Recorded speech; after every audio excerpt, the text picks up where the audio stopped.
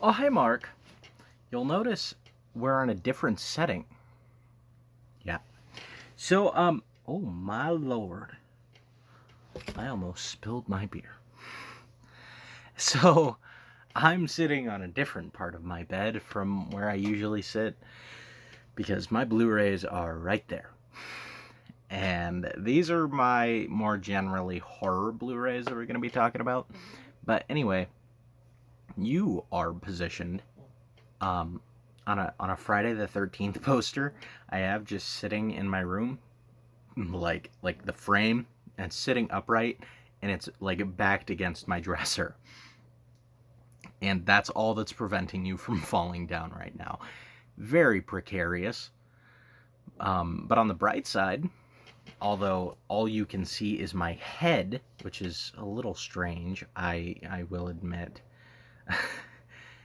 But I'm too lazy to pull my fucking Blu-rays out. On the bright side, you can kind of see some of the collection in the background. You know, my Batman soap dispenser, and my Batman curtains, and my Welcome to Camp Crystal Lake sign, and my fucking Michael Myers Funko Pop, my Jason Funko Pop, and my Freddy Funko Pop, and my... What the fuck is that? Is that my Killer Clowns from Outer Space Funko Pop? Yeah, and my Killer Clowns from Outer Space Funko Pop, my Georgie Funko Pop from It. You know, all the good shit. And my fucking Tim Burton Batmobile. All the good stuff. But that's not what we're here to discuss. Anywho, yeah, I'm positioned here sheerly for my own convenience, not for your viewing pleasure. So I'm sorry if it's awkward to just look at my head. Just imagine I'm a floating head. Okay?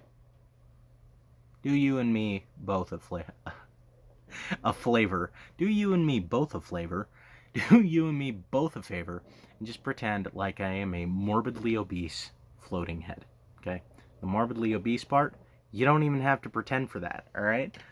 Because I'm that. You know what I mean? Like, you don't have to pretend. I took the workout for you. What a gracious fucker I am. What a gracious person. I can't even believe how great of a guy I am being obese, so you don't even have to imagine that part. You'd better be grateful. I think that went down the wrong pipe. Okay. So we're just going to cut right into this. 10 Cloverfield Lane. It's the best Cloverfield movie, but I'm not really that huge in Cloverfield, so I don't know. Maybe I will sit. Maybe I'll sit like a psychopath this time and actually have good posture. That way you can see more of me. I don't know. Not that you want to see fucking more of me, or do you, sick bastards? 47 meters down.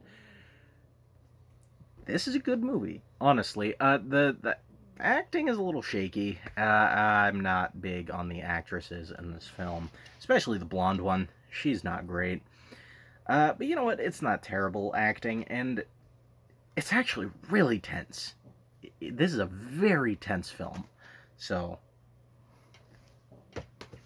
I honestly... Never mind. I was gonna spoil something from this movie. I gotta get better about that, because sometimes I'll just be talking about a movie and then I'll think of something and I'm like, oh my god, and then I just spill the fucking beans all over the fucking floor for anyone who hasn't seen it. So, you know, maybe I just should stop spoiling movies. The ABCs of Death. This movie is insane. I mean, certifiably insane.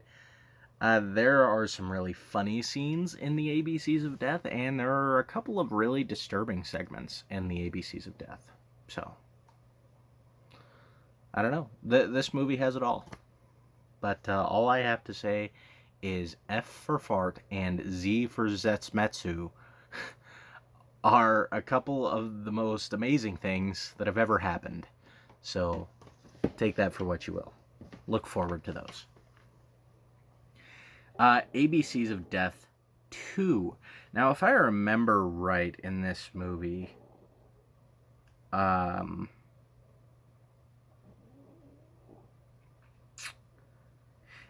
I don't know if I am, but I think I remember that it just outright tells you what the segment is called before it even begins.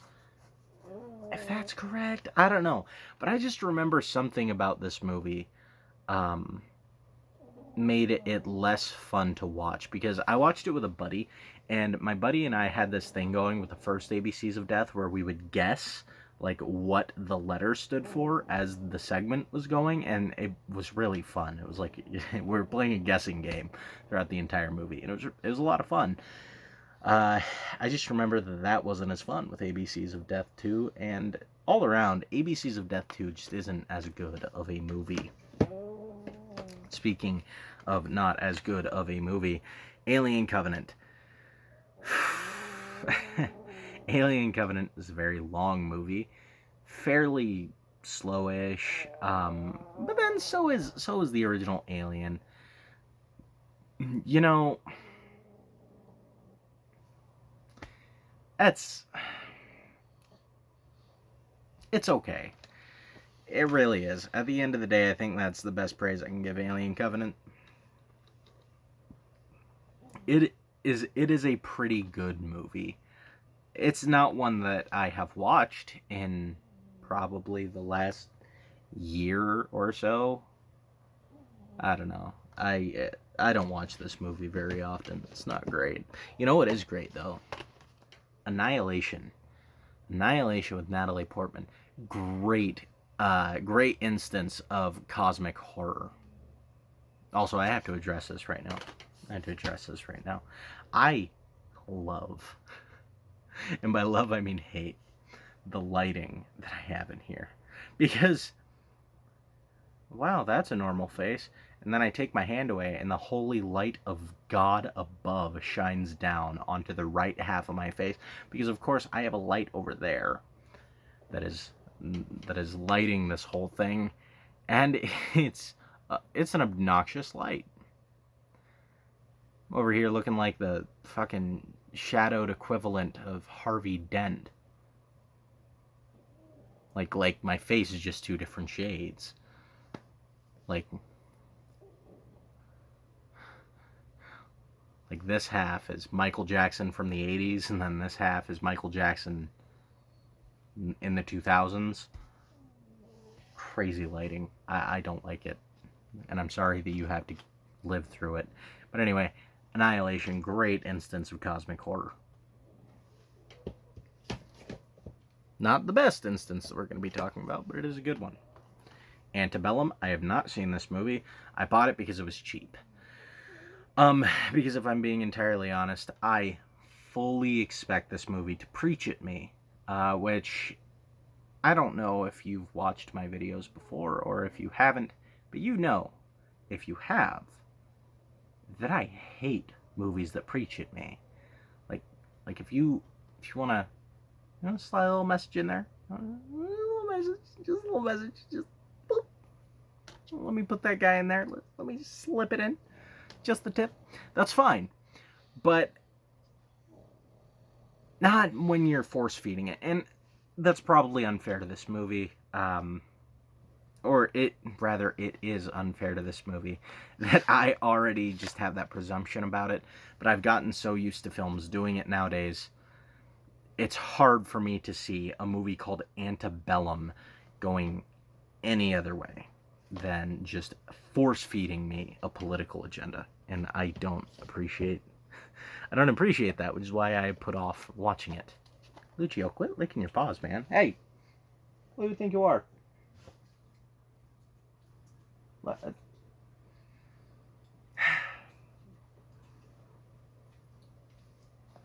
This fucking guy, man. This fucking guy. What are you doing? Making I swear to God, man. Whether he's licking his paws, licking the air, he's always making these old people gumming macaroni sounds. It's really nasty. Anyway, as the gods will. This is not a movie that I am huge on. By the way, Squid Game before Squid Game. But that's irrelevant. Will not say anything about that. I haven't seen Squid Game, but I know the premise. And, like, the premise of Squid Game and the premise of As the Gods Will are almost identical. The why it's happening, I think, is a little different. But other than that, it's crazy similar.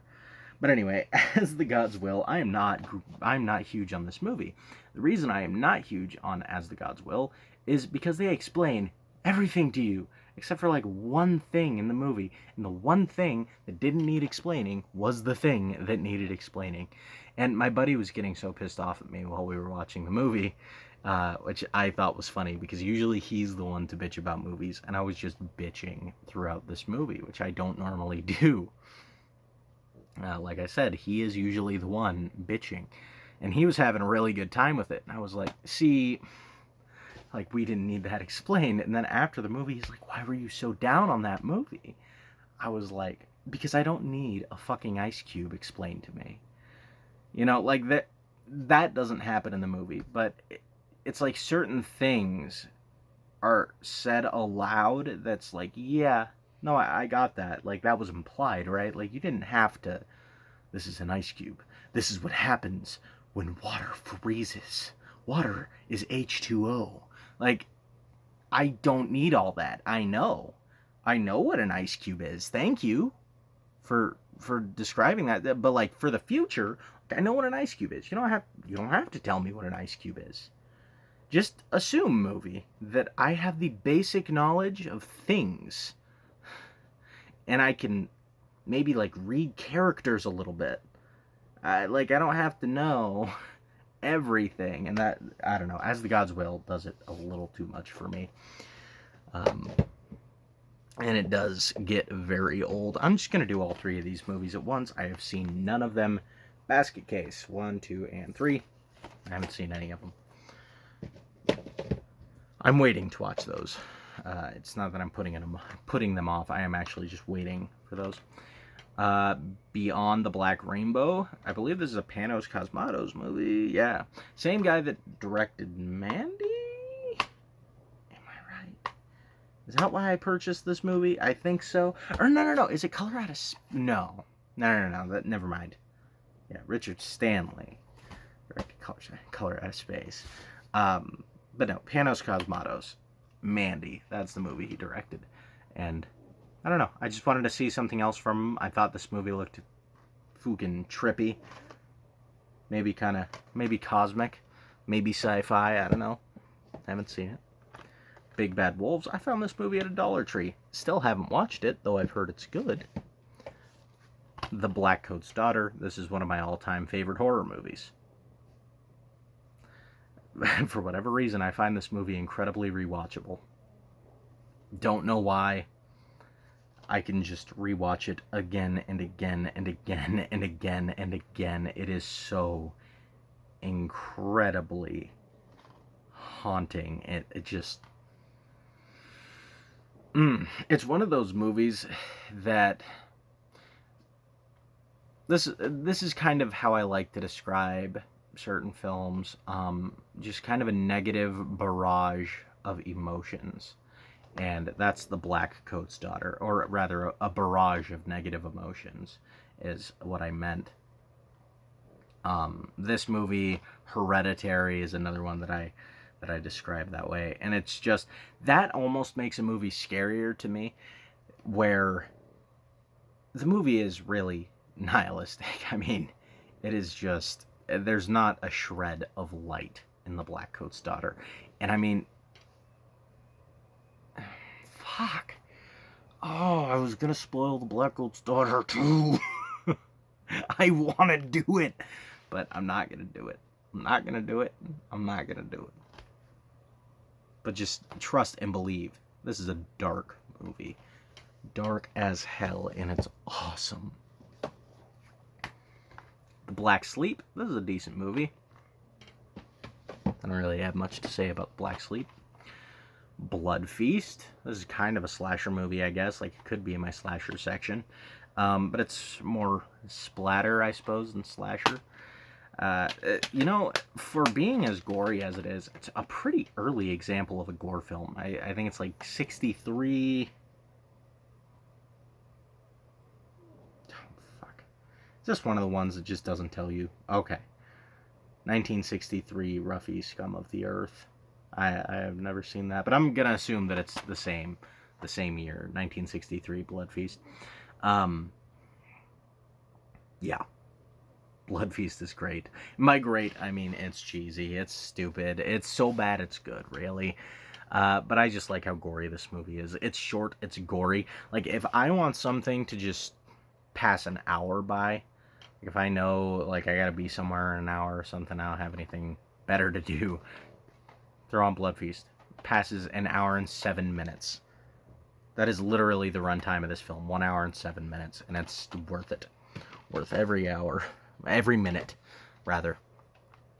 The Bloodthirsty Trilogy. These movies are awesome. They're really similar to, like, Hammer horror Dracula movies. In the sense that they're focused mainly on atmosphere and, you know, kind of not so much on, you know, blood, and it's a more classical type of horror film, just as Hammer horror was at the time. You know, even I want to say into like the 60s, when, like, you know, Psycho and George Romero was coming out with Night of the Living Dead, and, you know, when all these movies were coming out, Peeping Tom, which, by the way, I've never seen, but when all of these movies were coming out that were kind of pushing the envelope, things like Hammer were still doing atmospheric classical horror, and Bloodthirsty Trilogy very much so follows that. I don't know why I just explained that to you guys. Like, you didn't know that. Like, I'm sure you know what Hammer horror is. I'm just a dumbass, okay? Excuse me, I'm just stupid, okay? Okay, man, I'm just stupid, okay? My shitty Scarface impression. Actually, my Scarface impression is decent.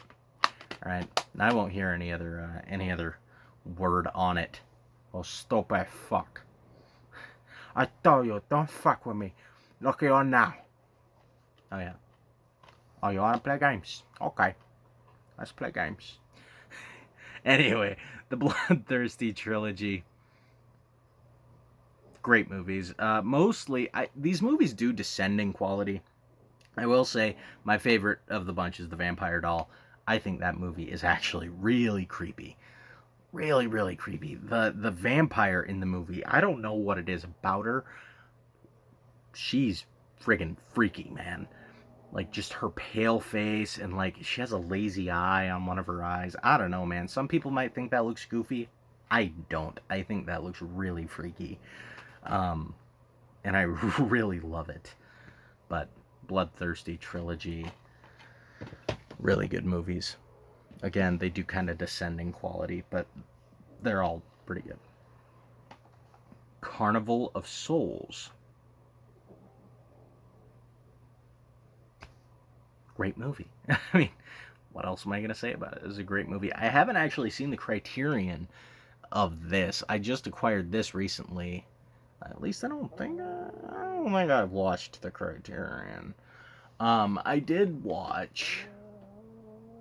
Of course, I've seen this movie a number of times. It was from a multi-pack that I have. Oh, that's right. It's not up there anymore. It's in my favorites section. One of the best multi-packs of all time. Swear to God. Hold on. I'm actually going to dig that out just because I want to show you guys the ridiculousness.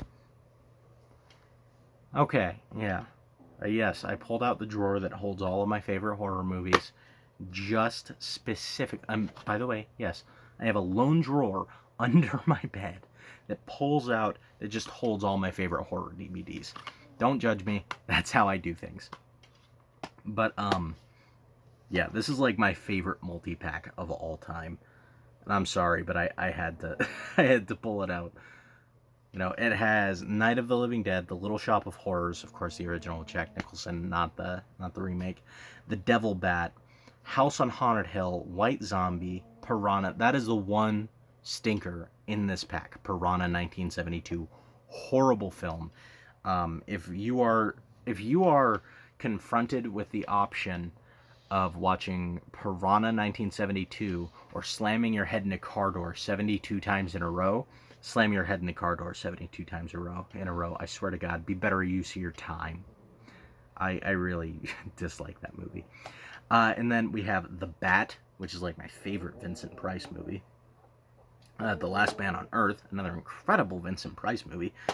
Maniac, not the 1981, obviously the 1934 one. And Carnival of Souls, of course. So I literally pulled it out just to show you guys the ridiculousness. I highly recommend that because the transfers, it was saved for like Maniac, aren't actually terrible on it either. So recommend. Anywho, Carnival of Souls, great movie, super creepy. Children of the Corn. Speaking of creepy, I actually share a name with one of the antagonists in this film. Believe it or not, my name is Malachi. So, I guess that's kind of neat. Of course, I was named after the Bible guy, not the murderous child from Children of the Corn. But, it's still kind of funny. When I tell people my name, mostly they go to Children of the Corn. And it's even funnier because I have a friend named Isaac. What are the chances? What are the chances? Children of the Corn. Pretty good. I mean, it's not fantastic. Like,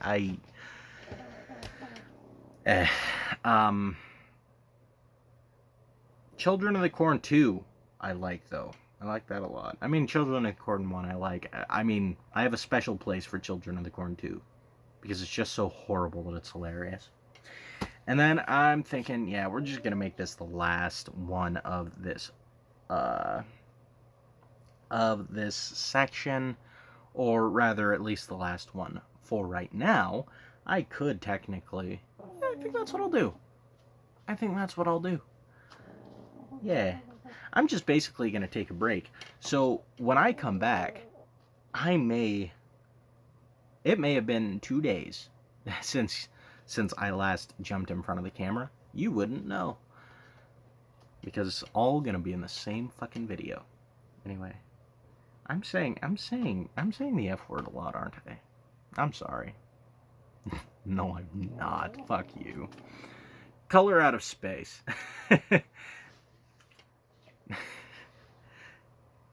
Color Out of Space is one of my favorite movies of all time. Of course, I have the 4K. I felt it was necessary. I already had this movie on DVD. I don't even have a 4K player. You know why I own this movie on 4K? Because not only was it like $12.96 or like something just stupid cheap at Walmart, it was literally the same price as the DVD. And I think it always has been. It's just I was stupid and I bought the DVD instead of the 4K, the original time. But yeah, I love Color Out of Space. Just an absolutely beautiful movie. I think for me, this is my favorite H.P. Lovecraft adaptation. This is actually what kind of opened my eyes to cosmic horror. It is, I don't know, it's a beautiful movie.